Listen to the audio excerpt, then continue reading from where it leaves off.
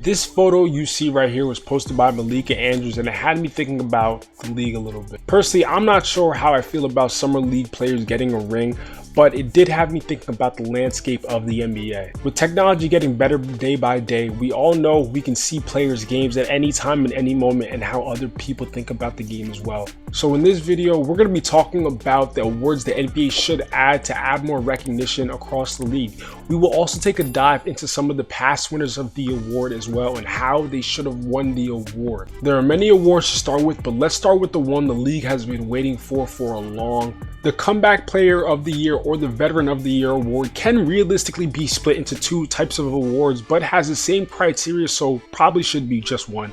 The NBA used to actually have an NBA Comeback Player of the Year in 1981, but it actually was taken out for the Most Improved Player due to a lack of criteria for multiple reasons, like players winning the awards for drugs or a comeback of injury. The players and the media should, I personally think they should vote on this award, but the players' vote should be weighted more since they spend the most time with the teams that can tell you who's the most valuable veteran.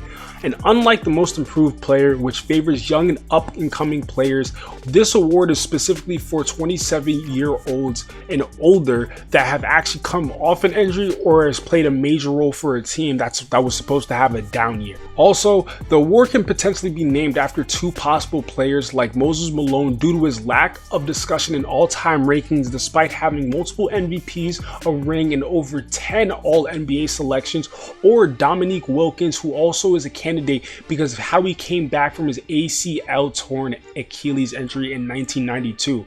So without further ado, here are possible few winners who could have won this award in the past. 2019 Chris Paul was really good, but his bubble season following after was even better. After a 6-game loss to the Golden State Warriors, the Rockets were ready to trade Chris Paul after rumors of locker room drama between him and fellow teammate James Harden. On July 16, 2019, they sent the deal. Houston sent him to OKC for 4 first-round draft picks for Russell Westbrook, which had depleted their roster due to the Paul George trade only happening 6 days prior. Much of the media had doubted Chris Paul and the Thunder that year and expected them to be a lottery team, but with the help of Shai Gilgeous-Alexander and 6th Man of the Year candidate Dennis Schroeder, he led the Thunder to a 5th seed in the West, and he also made his first All-Star team in 3 years since leaving the Clippers. With that, let's go on to our next winner, Pascal Siakam. At the end of the 2021 season, Siakam had went into the offseason with a lot of work to do after missing the playoffs for the first time in his career. The prior season, Siakam had made the All-NBA second team and won the playoffs with his running mate Kawhi Leonard. But there were a lot of expectations on Siakam going in because Leonard had left to LA.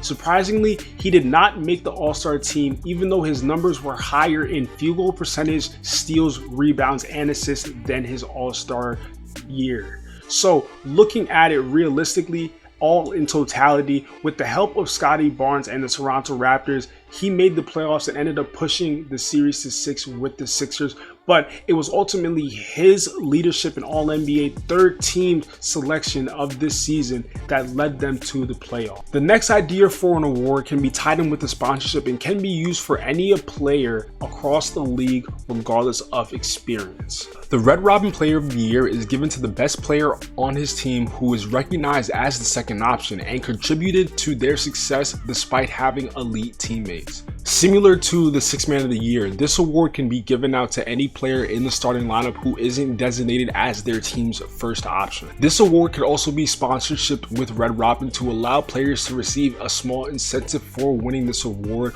when given the award. Also, media members should be able to vote on the award alone due to the idea of players being uncomfortable literally saying that they're the second option on their championship winning team. Here are some of the few winners from the past. Anthony Davis in the bubble was absolutely astonishing, finishing off the year with first team All-NBA recognition and an All-Defense recognition as well, averaging over 26 points, 9.3 rebounds, and 2.3 blocks, which was third in blocks that year. There is no doubt in anyone's mind that the addition of Anthony Davis was the driving force in the Lakers' success in winning the title that season.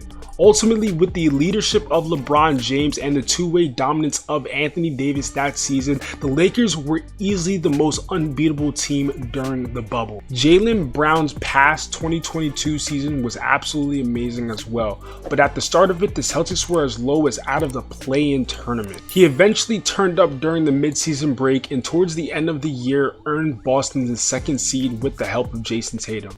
He even eclipsed a career high of 50 points on January 2nd against the Orlando Magic. His teammate Jason Tatum would respectfully drop 51 and 54 points later that month, and another one 2 months later. Tatum would also be gifted All-NBA First Team honors, while Brown didn't even get an All-Star nod.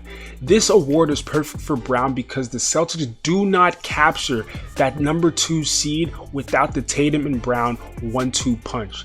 The next award we will talk about has a counterpart that has been a staple in this league for years, and it's time we give it the looks we need. But before we talk about that award, let's give some honorable mentions of some awards that definitely need to be in the league as well. Playoff MVP, given to the player who is best recognized as the best player during the postseason. A few honorable mentions for the winners who could have won this award is Jimmy Butler during his bubble run with the Heat and LeBron James during any of his Eastern Conference title runs. This award may not be added to the NBA due to the new conference titles, conference MVPs added to the East and the West, but who knows, a whole playoff MVP would be pretty dope.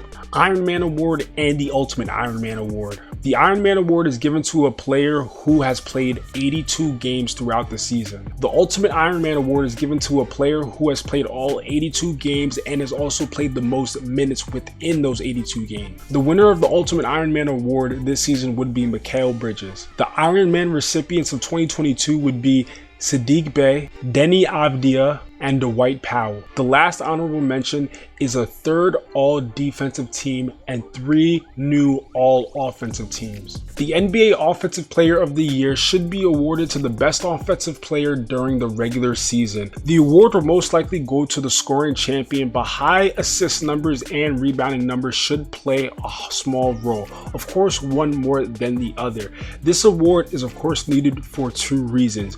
With the advance in players' offensive games, just don't find it right that we have a parallel that awards and crowns defensive players but not offensive players as well. And the second reason of this should be that the award is needed so we can differ a dominant offensive season from an MVP season. A great example of this would be our first past winner, James Harden, during any of his 2018 or his 2020 season. I want to specifically hone in on his 2019 playoff race with Giannis Antetokounmpo. During this season, Harden averaged 36.1 points, 7.5 assists, while averaging 37% from the arc and 44% from the field. That season, he also led the league in offensive box plus minus, total points, points per game, free throws attempted and made, 3-pointers attempted and made, field goals attempted and made, offensive win shares and win shares alone.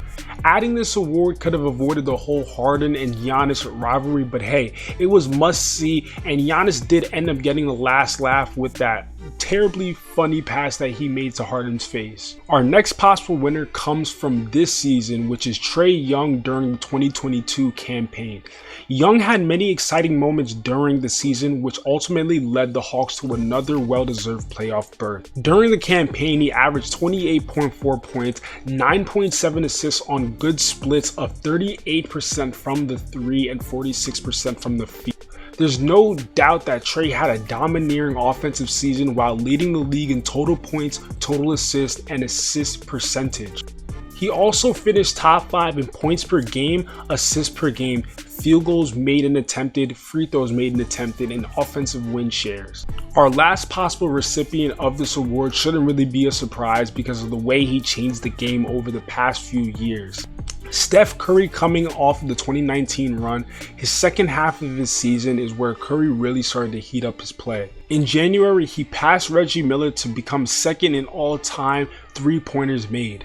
Then in March, he had won his second 3-point contest. Next, in April, he surpassed Wilt for the all-time franchise points while being the only player in NBA history to average 35 points on a 50-40-90 split in a month.